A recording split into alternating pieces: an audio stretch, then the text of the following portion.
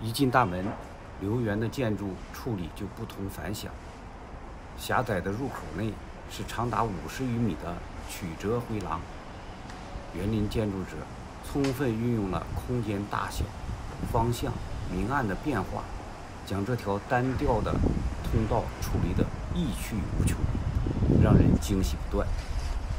留园入口的多重视觉心理感应使空间丰富多变，节奏抑扬顿挫，打造出柳暗花明又一村的思维感觉。50米回廊的尽头是迷离掩映的漏窗洞门，中部景区的湖光山色若隐若现，绕过门窗，眼前景色一览无余，达到了抑扬顿挫的艺术效果。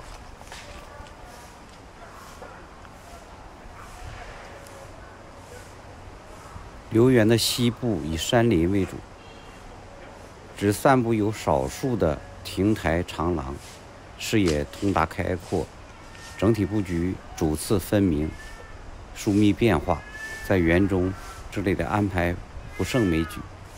当身处中部主池时，可以环顾四周景致，东南两面建筑排列稠密，莲池中小莲蓬和池边小亭也是偏重于池水东侧，而西北两侧则相对稀疏，多为树木花草，一面楼宇稠密，一面山林连绵。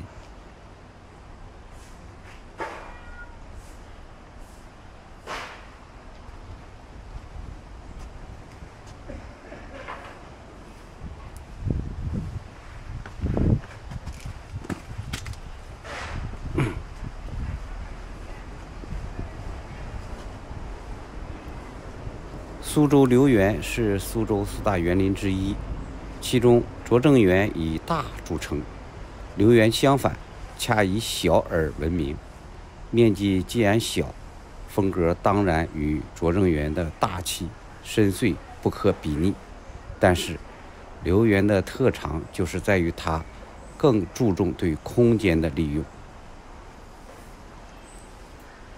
留园综合了江南造园艺术，并以建筑结构见长，善于运用大小、曲直、明暗、高低、收放等视觉原理，吸取四周景色，形成一组组层次丰富、错落相连、有节奏、有色彩、有对比的空间体系。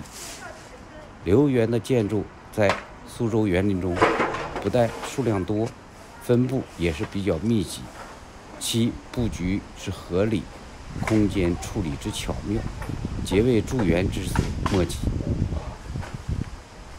留园整体讲究亭台轩榭的布局，讲究假山池沼的配合，讲究花草树木的映衬，讲究近景远景的层。走在园林中，你会发现它的景致总是堆叠的那么巧妙，造园者很好地运用了大小、曲直、明暗、高低、收放等手法，将景物搞成多层空间，层层错落，相互借用，以小见大。游览者无论站在哪个点上，眼前总是一幅完美的图画。每一个建筑物在其景区上都有着自己明显的个性，从全局来看，没有丝毫的凌乱之感，给人一个连续的整体的概念。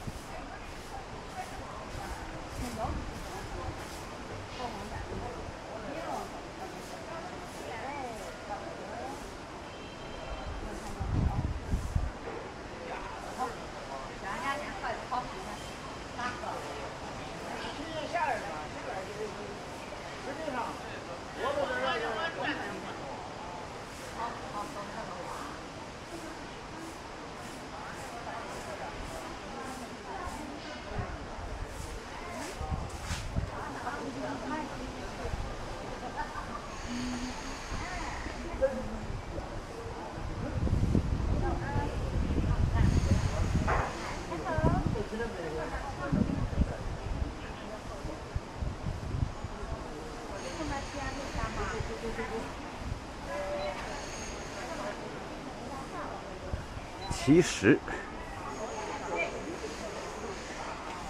哎，你这个树枝平台 logo。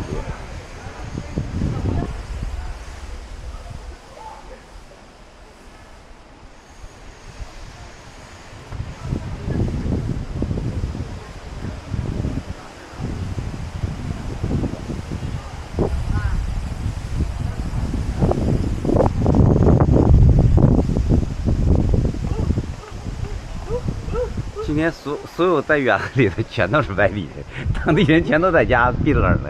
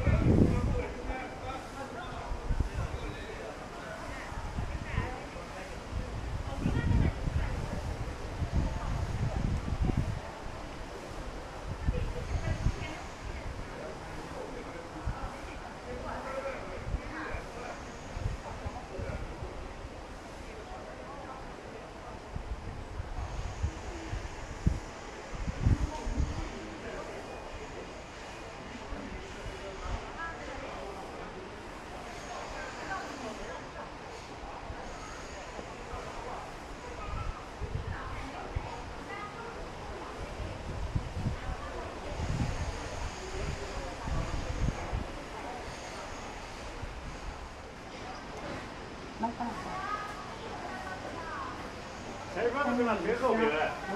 不知道，我这我们家。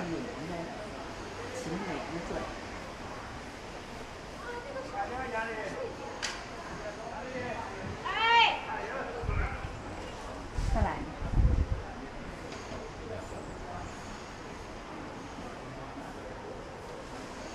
把它手来。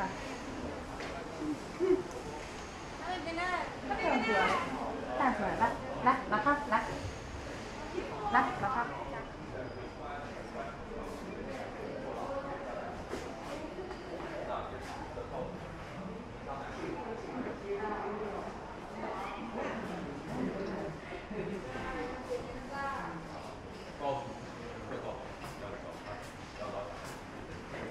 昨天我们问了大家一个非常有意思的问题：为什么我们江南都是黑色的网、白色的墙，对不对？叫粉墙黛网，为什么会都是这样的一个颜色？其实跟风水也有关系。